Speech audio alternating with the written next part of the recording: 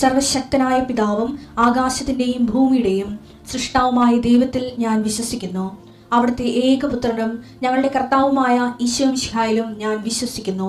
ഈ പുത്രൻ പരിശുദ്ധാത്മാവിനാൽ ഗർഭസ്ഥനായി കന്യകാമറിയത്തിൽ നിന്ന് പിറന്ന് പൊന്തിയോസ് പീലാത്തോസിന്റെ കാലത്ത് പീഡകൾ സഹിച്ച് കുരിശിൽ തറയ്ക്കപ്പെട്ട് മരിച്ച് അടക്കപ്പെട്ട് പാതാളങ്ങളിൽ ഇറങ്ങി മരിച്ചവരുടെ ഇടയിൽ നിന്ന് മൂന്നാം നാൾ ഉയർത്ത് സ്വർഗത്തിലേക്ക് എഴുന്നള്ളി സർവശക്തിയുള്ള പിതാവായ ദൈവത്തിന്റെ വലതുഭാഗത്തിരിക്കുന്നു.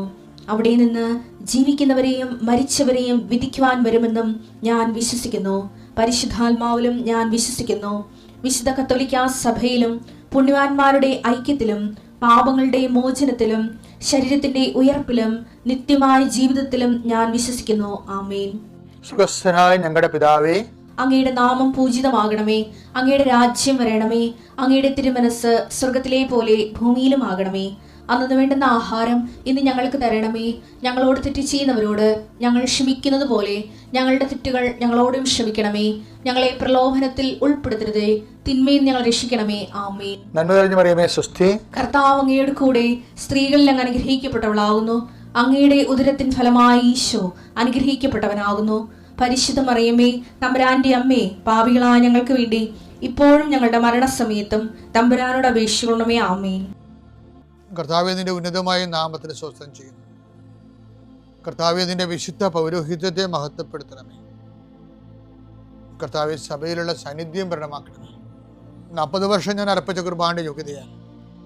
കൃപാസ്ഥാന ജീവനോടെ പ്രത്യക്ഷപ്പെട്ട മാതാവിൻ്റെ പ്രത്യക്ഷീകരണത്തിൻ്റെ യോഗ്യതയാൽ അൾത്താരയിൽ നടന്ന 10,000 ആരാധന ശക്തിയാൽ ദൈവവേദനെ നിന്നെയും നിന്റെ കുടുംബത്തെയും ഈശോ നാമത്തെ ആസ്വദിക്കുന്നു. ഇന്ന് നിന്റെ ജീവിതം അഭിമുഖീകരിക്കുന്ന എല്ലാ വിഷയങ്ങളും, നീ കണ്ടുമുട്ടുന്ന വ്യക്തികൾ, നീ ഭയക്കുന്ന വിഷയങ്ങൾ, ഇൻ്റർവ്യൂകൾ, ടെസ്റ്റുകൾ, യാത്ര ചെയ്ത് എത്തുന്ന ഇടങ്ങൾ, നിന്റെ ജോലിപ്പാടുകൾ, ശുശ്രൂഷ ഇടങ്ങൾ, കർത്താവിൻ്റെ നാമത്തെ അനുഗ്രഹിക്കപ്പെടട്ടെ. സഞ്ചാരി മാതാവ്, സമയത്തിൻ്റെ അധികാരി, നിന്റെ ഉടമ്പടി വഴികളിലൂടെ നിന്നെ വേർപിരിയാതെ നിനക്ക് വേണ്ടി വാദിച്ചും നിന്നെ സപ്പോർട്ട് ചെയ്തും നിനക്ക് വേണ്ടി നീ ചെയ്യാനുള്ള ജോലി ഏറ്റെടുത്തും നിന്നെ സന്ധിക്കട്ടെ ദൈവവേദനെ.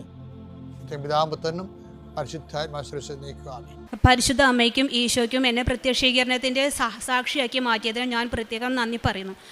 എൻ്റെ പേര് സോണിയ. ഞാൻ മലപ്പുറത്തു നിന്നാണ് വരുന്നത്.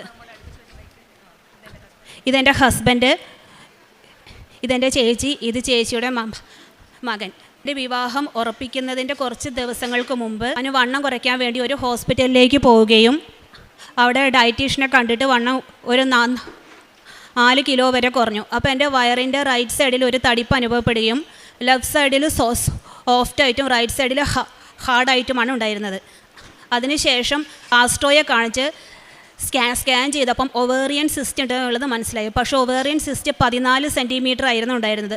അത് കുറച്ച് വലുതായിരുന്നു. അപ്പോൾ അതും ആ സിസ്റ്റ് മൾട്ടിപ്ലിക്കേഷൻ ആയിരുന്നു. അപ്പോൾ ക്യാൻസർ ആണോ അല്ലേ ഉള്ളതിലൊരു ഉറപ്പില്ലായിരുന്നു. വിവാഹം ചേച്ചി 2022 ഒക്ടോബർ 5-ാം തീയതി ആയിരുന്നു. അപ്പോൾ ആ വീട്ടിലേക്ക് വിളിച്ച് പറഞ്ഞത് കൊണ്ട് പിന്നെ ആ വിവാഹം നടക്കാതെ പോയി. അതിൻ്റെ വിഷമത്തിൽ ഞാൻ കുറേ കാലം ഇരുന്നു. ഈ സിസ്റ്റ് ക്യാൻസർ ആണുള്ളത് അറിഞ്ഞത് കൊണ്ടും പിന്നെ ഈ വിവാഹം നടക്കാത്തതിൻ്റെയും ബുദ്ധിമുട്ടിലും ഞാൻ വളരെയധികം വിഷമിച്ചിട്ടിരുന്നിട്ടുണ്ടായിരുന്നു.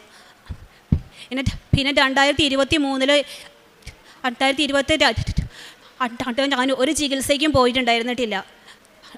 ഒരു ഒക്ടോബർ 19-ാം തീയതി ഇവിടെ വന്ന് ഉടമ്പടി എടുത്തു കഴിഞ്ഞതിന് ശേഷം ഇത് ക്യാൻസർ അല്ലാതിരിക്കണേന്ന് എപ്പോഴും പ്രാർത്ഥിക്കാറുണ്ടായിരുന്നു. പക്ഷേ എനിക്ക് ആ ഉടമ്പടി തീരെ വയ്യാത്തത് കൊണ്ട് ഉടമ്പടി പൂർത്തിയാക്കാൻ എനിക്ക് പറ്റിയിട്ടുണ്ടായിരുന്നിട്ടില്ല.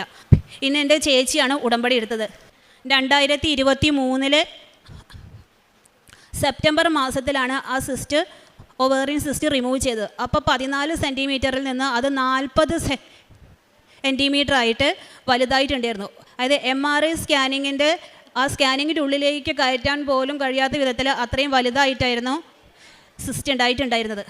എന്നിട്ട് സർജറി കഴിഞ്ഞതിന് ശേഷം സർജറിക്കിടയിൽ എനിക്ക് ശ്വാസം നിലയ്ക്കുകയും പിന്നെ ഇൻറ്റേർണൽ ഓർഗൻസിൽ കിഡ്നിയിലും അവിടെയും ഇവിടെയൊക്കെ ഈ സിസ്റ്റ് ഒട്ടിപ്പിടിച്ചിട്ടുണ്ടോ എന്ന് അറിയാതെ ഒരുപാട് അത് എങ്ങനെ എടുക്കും എന്ന് അറിയാതെ ഡോക്ടേഴ്സ് വളരെയധികം ബുദ്ധിമുട്ടിയിട്ടുണ്ടായിരുന്നു.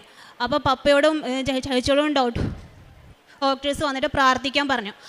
അപ്പോൾ അവർ പരിശുദ്ധ അമ്മയോട് പ്രാർത്ഥിച്ചതിൻ്റെ ഫലമായിട്ട് എൻ്റെ സിസ്റ്റ് എവിടെയും ഒരു ഇൻറ്റേർണൽ ഓർഗൻസിലും ഒട്ടിപ്പിടിക്കാതെ അത് എടുക്കാൻ പറ്റി. എനിക്ക് ഒരു ഇൻറ്റേർണൽ ഓർഗൻസിനും കേടുപാടുകൾ പറ്റാതെ വന്നു.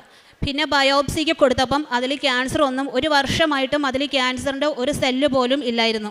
അതിനുശേഷം ഒരു 2024 ഈ കൃപാസനത്തിൻ്റെ 2024 ഫെബ്രുവരിയിൽ കൃപാസനത്തിൻ്റെ ഒരു ചൊവ്വാഴ്ച ധ്യാനം കേട്ടുകൊണ്ടിരിക്കുമ്പം ഇപ്പോൾ എൻ്റെ ഹസ്ബൻഡ് ഫോണിൽ ഇങ്ങനെ വിളിച്ചുകൊണ്ടിരുന്നു. അപ്പം ഞാൻ വിചാരിച്ചു ഇവരുടെ കല്യാണം കഴിഞ്ഞിട്ടുണ്ടാവും, പിന്നെ എന്തിനാണ് ഫോൺ വിളിക്കുന്നതെന്ന് വിചാരിച്ചു. അപ്പം ഞാൻ എടുക്കാതിരുന്നു. പിന്നെ ചൊവ്വാഴ്ച ആയതുകൊണ്ട് ധ്യാനം കേട്ടുകൊണ്ടിരിക്കുന്നത് കൊണ്ടും ഞാൻ ഫോൺ കട്ട് ചെയ്തു. പക്ഷെ കട്ട് ചെയ്തപ്പോൾ അത് കോളായി പോയിട്ട് കല്യാണം കഴിഞ്ഞിട്ടില്ല, എന്നെ കല്യാണം കഴിക്കാൻ താല്പര്യമുണ്ട് എന്നുള്ളത് പറഞ്ഞു.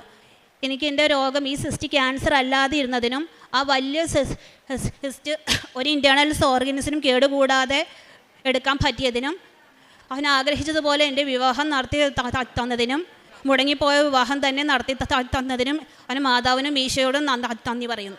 എൻ്റെ പേര് സീന, ഞാൻ മലപ്പുറത്തു നിന്നാണ് വരുന്നത്. അനിയത്തി പറഞ്ഞതുപോലെ ആദ്യം ഉടമ്പടി എടുത്തത് അനിയത്തി ആയിരുന്നു. 2022 ഒക്ടോബർ 19 അവൾ എടുത്തത്. അതിനുശേഷം ശാരീരിക ബുദ്ധിമുട്ടുകളൊക്കെ ഉണ്ടായത് കാരണം ശരിയായ രീതിയിൽ ഉടമ്പടിയൊന്നും മുന്നോട്ട് പോകാനായിട്ട് പറ്റിയില്ല.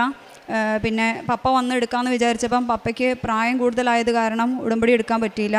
പിന്നെ അതിന് ശേഷമാണ് ഞാൻ ഉടമ്പടി എടുത്തത്. അതായത് 2023 ഏപ്രിൽ 12 ഞാൻ ഉടമ്പടി എടുത്തത്. അതേപോലെ അനിയത്തിയുടെ കാര്യം, സിസ്റ്റിൻ്റെ കാര്യമൊക്കെ അതിൽ വെച്ചിട്ടുണ്ടായിരുന്നു. പിന്നെ എൻ്റെ മോൻ്റെ അഡ്മിഷൻ വെച്ചിട്ടുണ്ടായിരുന്നു. അനിയത്തിയുടെ കാര്യമൊക്കെ ഇപ്പോൾ അനിയത്തി പറഞ്ഞല്ലോ. അപ്പം ഞങ്ങൾ കൃപാസനത്തെക്കുറിച്ചൊന്നും ഇതുവരെ ആരും തന്നെ അറിയുണ്ടായിരുന്നിട്ടില്ല, ഇതുവരെ കേട്ടിട്ടും ഉണ്ടായിരുന്നിട്ടില്ല. അത് പറയണമെന്ന് തോന്നി. കാരണം അനിയത്തി ഇങ്ങനെ വിഷമിച്ച് വളരെ മാനസികമായിട്ടും ഉള്ള ഒരു വലിയ ബുദ്ധിമുട്ടിൽ ഞങ്ങളെ കുടുംബം ഇരിക്കുന്ന സമയത്ത് ഇവളിങ്ങനെ ഓരോ യൂട്യൂബിലൂടെ ഓരോ മരണപ്പാട്ടുകളൊക്കെ ഇങ്ങനെ കേട്ടുകൊണ്ടിരിക്കുന്ന സമയത്താണ് ഈ കൃപാസനത്തിലെ ഒരു സാക്ഷ്യം കേൾക്കാനിടയായത്. അതായത് ചങ്ങനാശ്ശേരിയിലുള്ള ഒരാളുടെ സാക്ഷ്യം കേൾക്കാനിടയായത്. അങ്ങനെയാണ് കൃപാസനത്തെക്കുറിച്ച് അറിഞ്ഞത്. അങ്ങനെയാണ് ഇവിടെ മാതാവിലും ഇങ്ങോട്ട് കൃപാസനത്തേക്ക് വന്ന് ഉടമ്പടി എടുക്കാനുണ്ടായതും ഉള്ള കാര്യങ്ങളൊക്കെ. പിന്നെ എൻ്റെ മകൻ്റെ കാര്യത്തിന് വേണ്ടിയിട്ട് ഞാൻ കൊടുത്തിട്ടുണ്ടായിരുന്നു. മകന് ഫസ്റ്റ് സ്റ്റാൻഡേർഡിൽ KVയിൽ അഡ്മിഷൻ കിട്ടാൻ വേണ്ടിയിട്ട് ഞാൻ കൊടുത്തിട്ടുണ്ടായിരുന്നു. അത് ഇതേപോലെ ഇവിടുന്ന് ഏപ്രിൽ ഉടമ്പടി എടുത്ത് പോയി പത്രമൊക്കെ വാങ്ങിച്ച് കൊണ്ടുപോയി. അങ്ങനെ പത്രമൊക്കെ കൊടുക്കാൻ ചെറിയൊരു മടിയൊക്കെ ഉണ്ടായിരുന്നു ആദ്യം. അപ്പോൾ ഞാൻ കുറച്ച് പത്രമൊക്കെ, എൻ്റെ ഹസ്ബൻഡിൻ്റെ വീട് വയനാടാണ്, അവിടെയൊക്കെ കൊണ്ട് കൊടുത്തു. പിന്നെയും ബാക്കി പത്രമുണ്ട്. അപ്പോൾ എന്നോട് എൻ്റെ അനിയത്തി പറഞ്ഞു, മുഴുവൻ പത്രവും നാളെ കൊടുക്കണം നീ എന്ന് പറഞ്ഞു. അപ്പം മുഴുവൻ പത്രവും നാളെ കൊടുക്കണം എന്ന് പറഞ്ഞപ്പോൾ ഞാൻ പറഞ്ഞു എന്നാൽ കൊടുക്കാമെന്ന് പറഞ്ഞു. അങ്ങനെ പിറ്റത്തെ ദിവസം ഞാൻ പോയി മുഴുവൻ പത്രവും കൊടുത്തു. വൈകുന്നേരം ആയപ്പോഴേക്കും സ്കൂളിൽ നിന്ന് പിന്നെ വരികയാണ്, അറിയാൻ കഴിഞ്ഞു മോനെ അഡ്മിഷൻ ശരിയായിട്ടുണ്ട് എന്നുള്ളത്. അപ്പം എൻ്റെ അനിയത്തി പറഞ്ഞതനുസരിച്ചിട്ടാണ് ഞാൻ കൊടുത്തത്. അപ്പോൾ എനിക്ക് വളരെയധികം വിശ്വാസമായി. പിന്നെ മോൻ്റെ മുൻവശത്തെ പല്ല് കേടായിട്ടുണ്ടായിരുന്നു. അപ്പോൾ അത് എടുത്ത് കളഞ്ഞിട്ടുണ്ടായിരുന്നു. കുറേ കാലമായിട്ട് പല്ല് വരുന്നില്ല. അപ്പം അനിയത്തിയാണ് ഉടമ്പടി തൈലം പല്ലിൻ്റെ സ്ഥാനത്ത് തേച്ച് പ്രാർത്ഥിച്ചത്. അങ്ങനെ പ്രാർത്ഥിച്ചതിൻ്റെ ഫലമായിട്ട് 2-3 ദിവസം കഴിഞ്ഞപ്പോഴേക്കും ചെറിയ രീതിയിൽ അവിടുന്ന് പല്ല് വരാൻ തുടങ്ങി. അതും ഉണ്ടായിരുന്നു. പിന്നെ വേറൊരു കാര്യം കൂടെ പറയാനുള്ളത്, മോന് കണ്ണിന് ഈ മൊബൈൽ ചാർജർ തട്ടിയിട്ട് ചെറിയൊരു സ്ക്രാച്ച് ഉണ്ടായിരുന്നു. അപ്പോൾ അത് കാണിക്കാനായിട്ട് ഡോക്ടറെ അടുത്ത് പോയപ്പോഴാണ് മറ്റേ കണ്ണിന് ചെറിയൊരു കാഴ്ചക്കുറവുണ്ടെന്ന് പറഞ്ഞത്. അങ്ങനെ UKGയിൽ പഠിക്കുമ്പോഴാണത്. അപ്പോൾ UKGയിൽ മുതൽ കണ്ണട ഇടുമായിരുന്നു. പക്ഷേ കണ്ണട ഇടാൻ മടിയുമാണ്. എന്നാൽ കണ്ണട ഇടണം തന്നെ ഡോക്ടർ നിർബന്ധിച്ചു. അങ്ങനെ ഫസ്റ്റ് സ്റ്റാൻഡേർഡിലും സെക്കൻഡ് സ്റ്റാൻഡേർഡിലൊക്കെ അങ്ങനെ ഇടാൻ മടിയാണെങ്കിലും ചില സമയത്ത് ഇട്ടുകൊണ്ട് വീട്ടിൽ നിന്ന് പോവും, സ്കൂളിൽ നിന്ന് ഊരി വയ്ക്കും. അങ്ങനെയൊക്കെയുള്ള പരിപാടിയായിരുന്നു.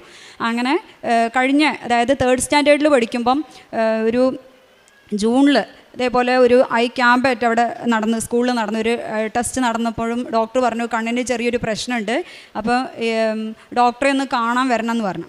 അങ്ങനെ ഞാൻ ഒരു ദിവസം ഇതേപോലെ ഇങ്ങനെ മാതാവിനോട് ഇങ്ങനെ പറഞ്ഞു, ഇങ്ങനെ കണ്ണിന് എന്തായാലും കുഴപ്പമുണ്ടല്ലോ. അപ്പം ജൂണിലോ ജൂലൈയിലോ എനിക്കത് അത്രയുടെ ഓർമ്മ കിട്ടുന്നില്ല, ഏതൊരു സമയത്താണ് ഇതേപോലെ അവിടെ ക്യാമ്പ് നടന്നത്. അപ്പോൾ ഞാൻ പറഞ്ഞു, മനസ്സിലിങ്ങനെ വിചാരിച്ചു, മാതാവേ ഈ ഓഗസ്റ്റ് 15 ആകുമ്പോൾ ഞാൻ മോനെയും കൊണ്ട് ഡോക്ടറെ അടുത്ത് പോകുമ്പം ഇവൻ്റെ കണ്ണിന് ഒരു കുഴപ്പം ഉണ്ടാവരുതെന്ന് പറയണം. അപ്പം ഞാൻ എന്നിട്ട് എന്നും മോൻ്റെ കണ്ണിൻ്റെ 2 പോളയിലും ഈ ഉടമ്പടി തൈലം ഇട്ടിട്ട് ഇങ്ങനെ പ്രാർത്ഥിച്ച് നിൽക്കും. പിന്നെ ഓഗസ്റ്റ് 15-ാം തീയതി ഞാൻ പോയുമില്ല. അതിന് ശേഷം ഒരു 2 മാസം കഴിഞ്ഞ് ഞാൻ ഡോക്ടറെ അടുത്ത് കാണാനായിട്ട് പോയി. എനിക്ക് സമയം കിട്ടിയപ്പോൾ ഞാൻ ഡോക്ടറെ അടുത്ത് പോയി. അപ്പോൾ ഡോക്ടർ പരിശോധിച്ചപ്പോൾ പറഞ്ഞ് കണ്ണിന് ഒരു പ്രശ്നവുമില്ലല്ലോ, കണ്ണടയൊന്നും വെക്കേണ്ട ആവശ്യം തന്നെ ഇല്ല, ചെറിയൊരു വിറ്റാമിൻ സിറപ്പ് ഉണ്ട്, അത് കഴിച്ചാൽ മതി, വേറെ കണ്ണടയൊന്നും വെക്കേണ്ട ആവശ്യമില്ല എന്ന്. കണ്ണിൻ്റെ കാഴ്ചക്കുറവും പരിഹരിക്കപ്പെട്ടു. പിന്നെ എൻ്റെ വലത് കൈക്ക് ഒരുപാട് വേദന, അതായത് 1 വർഷത്തോളം നീണ്ടുനിന്ന് കൈ ഉയർത്താനായിട്ട് പറ്റിയിട്ടുണ്ടായിരുന്നില്ല. കാരുണ്യ പ്രവൃത്തികളായിട്ട് ഞങ്ങൾ അനാഥാലയങ്ങൾക്കൊക്കെ ചെറിയ തുക കൊടുക്കുകയുണ്ടായിരുന്നു. പിന്നെ രോഗികളെ പോയി കാണും, ഗവൺമെൻറ് ഹോസ്പിറ്റലുകളിലൊക്കെ പോയിട്ട് അവരോട് സംസാരിക്കാറുണ്ട്, കഴിയുന്ന ചെറിയ രീതിയിലുള്ള സഹായങ്ങളൊക്കെ ചെയ്യാറുണ്ട്. ഉടമ്പടി പത്രം അതേപോലെ ഓട്ടോ സ്റ്റാൻഡിലും ഹോസ്പിറ്റലുകളിലും ഒക്കെ പോയിട്ട് കൊടുക്കാറുണ്ട്.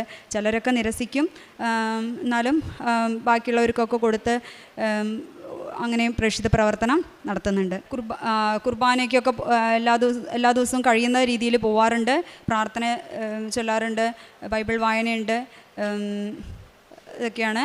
ഇനി മുന്നോട്ടുള്ള ജീവിതം ഇതിലും കൂടുതലും ആത്മീയ രീതിയിൽ ജീവിതം നയിക്കാൻ മാതാവ് അനുഗ്രഹിക്കട്ടെ എന്ന് പ്രാർത്ഥിക്കുന്നു. ഇത്രയും ദാനങ്ങൾ നൽകിയ മാതാവിനും തിരുക്കുമാരനും 1000 നന്ദി. നിന്റെ സൂര്യൻ അസ്തമിക്കുകയില്ല, നിന്റെ ചന്ദ്രൻ മറയുകയുമില്ല. കർത്താവ് നിന്റെ നിത്യപ്രകാശമായിരിക്കും.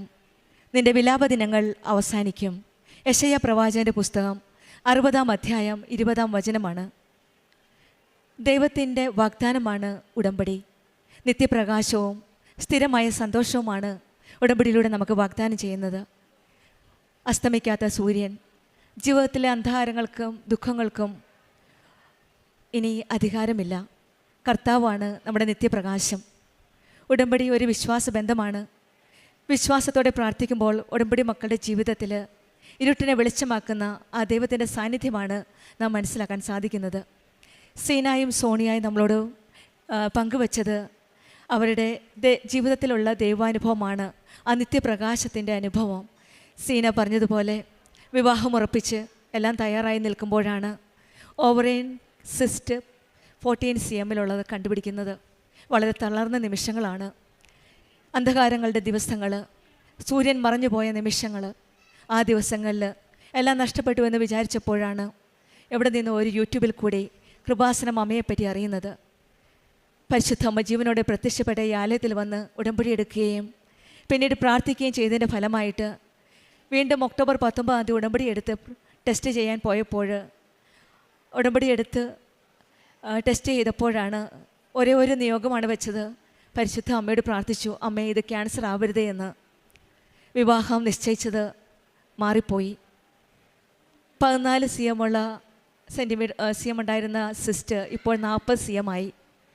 ആ സിസ്റ്റ് മാത്രമായി മാറ്റുവാനായിട്ട് വളരെ പ്രയാസമുണ്ട്. പക്ഷെങ്കിൽ അവിടെയും ഈശോയുടെയും അമ്മയുടെയും സംരക്ഷണവും കരുതലോടും കൂടി ആ സിസ്റ്റ് മാറ്റുകയായിരുന്നു. പിന്നീട് സിസ്റ്റ് റിമൂവ് ചെയ്തിട്ട് പിന്നീട് തിരിച്ചു വന്നു. പ്രാർത്ഥനയോടെ ഉടമ്പടി ജീവിതം മുന്നോട്ട് നയിക്കുകയാണ്. പെട്ടെന്ന് 2024 ഒരു ഫോൺ കോൾ വന്നു. പഴയ വിവാഹം നിശ്ചയിച്ച ആ വ്യക്തി തന്നെയാണ് വീണ്ടും ഫോൺ ചെയ്യണത്. ഉടമ്പടി ധ്യാനം കൂടിക്കൊണ്ടിരുന്നപ്പോൾ ആദ്യം ഫോൺ എടുക്കണ്ട എന്ന് വിചാരിച്ചു. കാരണം ആ വ്യക്തിയുടെ വിവാഹം കഴിഞ്ഞു എന്ന വിചാരത്താൽ ഫോൺ കട്ട് ചെയ്യാനായിട്ടാണ് തോന്നിയത്. അവിടെയും പരിശുദ്ധ അമ്മയുടെ ഇടപെടലിലൂടെ ഫോൺ കട്ട് ചെയ്യുന്നതിന് പകരം ഫോൺ അറ്റൻഡ് ആയി പോവുകയായിരുന്നു ഓട്ടോമാറ്റിക്കായിട്ട്. അങ്ങനെ ആ ഫോൺ അറ്റൻഡ് ചെയ്തപ്പോഴറിഞ്ഞത് അന്ന് നിശ്ചയിച്ച വ്യക്തി വിവാഹം കഴിച്ചിട്ടില്ല എന്ന്. പിന്നീടാണ് ആ വിവാഹം നടന്നത്. ഇന്ന് പരിശുദ്ധ അമ്മയുടെ പ്രത്യക്ഷീകരണത്തിൻ്റെ സാക്ഷിയായിട്ട് വിവാഹം കഴിഞ്ഞ് ഇന്ന് ഈ മക്കൾ അമ്മയ്ക്ക് നന്ദി പറയാനായിട്ടാണ് അമ്മയുടെ സന്നിധിയിൽ വന്നിരിക്കുന്നത്. രോഗസൗഖ്യം നൽകിയതിനും വിവാഹം നടന്നതിനും പരിശുദ്ധ അമ്മയുടെ വലിയൊരു ഇടപെടലിലൂടെയാണ് പ്രത്യക്ഷീകരണത്തിൻ്റെ സാക്ഷിയായിട്ട് ഈ മക്കൾ ഇന്ന് പരിശുദ്ധ അമ്മയുടെ സന്നിധിയിൽ വന്നിരിക്കുന്നത്. എല്ലാ സാഹചര്യങ്ങളിലും ദൈവമാണ് നമ്മുടെ നിത്യപ്രകാശമെന്ന് ലോകത്തോട് വിളിച്ചു പറയാനാണ്. ഇരുട്ടറിഞ്ഞ ആ നിമിഷങ്ങളിൽ, അന്ധകാരത്തിൻ്റെ നിമിഷങ്ങളിൽ, എല്ലാം കയ്യിൽ നിന്ന് വിട്ടുപോയി എന്ന് തോന്നിയ നിമിഷങ്ങളിൽ ഈശോയുടെ സാന്നിധ്യവും അമ്മയുടെ കരുതലും ഈ മക്കളുടെ ജീവിതത്തിൽ അനുഭവിക്കാൻ സാധിച്ചു. കൃപാസനം അമ്മയുടെ മധ്യസ്ഥതയിൽ നമ്മുടെ ദുഃഖ ദിവസങ്ങളിൽ നിത്യപ്രകാശത്തിൽ നിറയ്ക്കണമേ എന്ന് നമുക്ക് പ്രാർത്ഥിക്കാം. കൃപാസനം അമ്മ തന്നെ നമ്മുടെ കരം പിടിച്ച് ആ നിത്യപ്രകാശത്തിലേക്ക് നമ്മെ അവരെ നയിക്കട്ടെ എന്ന് നമുക്ക് പ്രാർത്ഥിക്കാം. അതുപോലെ തന്നെയാണ് സോണിയയുടെ സാക്ഷ്യത്തിലും മകന് ലഭിച്ച രോഗസൗഖ്യവും ഉടമ്പടി വസ്തുക്കളുടെ ഉപയോഗത്തിലൂടെ മകൻ്റെ രോഗസൗഖ്യങ്ങളും ഈശോയുടെ അമ്മയുടെ ഇടപെടലും കരുതലുമെല്ലാം സോണിയ സാക്ഷ്യപ്പെടുത്തിയിട്ട് അവിടെയും ഈശോയുടെയും അമ്മയുടെയും ഒരു സാന്നിധ്യമാണ് നാം കാണുന്നത്. പരിശുദ്ധ അമ്മയുടെ ചേർന്ന് നിന്ന് നാം ഓരോ കാര്യം പ്രാർത്ഥിക്കുമ്പോഴും എപ്പോഴും നമ്മുടെ കൂടെയുള്ള നമ്മളെ കരുതുന്ന ഒരമ്മയാണ്. സുഭാഷിതം 23:18 പറയുന്നത്, എപ്പോഴും ദൈവഭക്തിയിൽ ഉറച്ചു നിൽക്കുക, തീർച്ചയായും നിനക്കൊരു ഭാവിയുണ്ട്, നിൻ്റെ പ്രതീക്ഷകൾക്ക് ഭംഗം നേരിടുകയില്ല. നമ്മുടെ പ്രതീക്ഷകളെല്ലാം പരിശുദ്ധ അമ്മയുടെ ഈശോയുടെ കരങ്ങളിൽ സമർപ്പിച്ചുകൊണ്ട് കൂടുതൽ തീഷ്ണതയോടെ കൂടുതൽ ആത്മാർത്ഥതയോടെ നമ്മുടെ ഉടമ്പടി ജീവിതം മുന്നോട്ട് നയിക്കാം. നമ്മുടെ സൂര്യൻ അസ്തമിക്കുകയില്ല, ചന്ദ്രൻ മറയുകയുമില്ല. ആ നിത്യപ്രകാശത്തിലേക്ക് നമ്മുടെ വിലാപദിനങ്ങൾ അവസാനിക്കുമെന്ന പ്രതീക്ഷയോടെ ആ നിത്യപ്രകാശത്തിലേക്ക് നമ്മുടെ ജീവിതം മുന്നോട്ട് നയിക്കാം. പരിശുദ്ധ അമ്മയുടെ കരങ്ങൾ പിടിച്ചുകൊണ്ട് നാം നമ്മുടെ ആത്മീയ ജീവിതം ആത്മാർത്ഥതയോടെ വിശ്വസ്തയോടെ മുന്നോട്ട് നയിക്കാനുള്ള കൃപ ലഭിക്കട്ടെ എന്ന് പ്രാർത്ഥിക്കാം. സോണിയയ്ക്കും സീനയ്ക്കും കുടുംബത്തിൽ ലഭിച്ച എല്ലാ അനുഗ്രഹങ്ങൾക്കും നമ്മൾക്ക് കരങ്ങളടിച്ച് ദൈവത്തെ മഹത്വപ്പെടുത്താം. യേശുവേ നന്ദി, യേശുവേ സ്തുതി.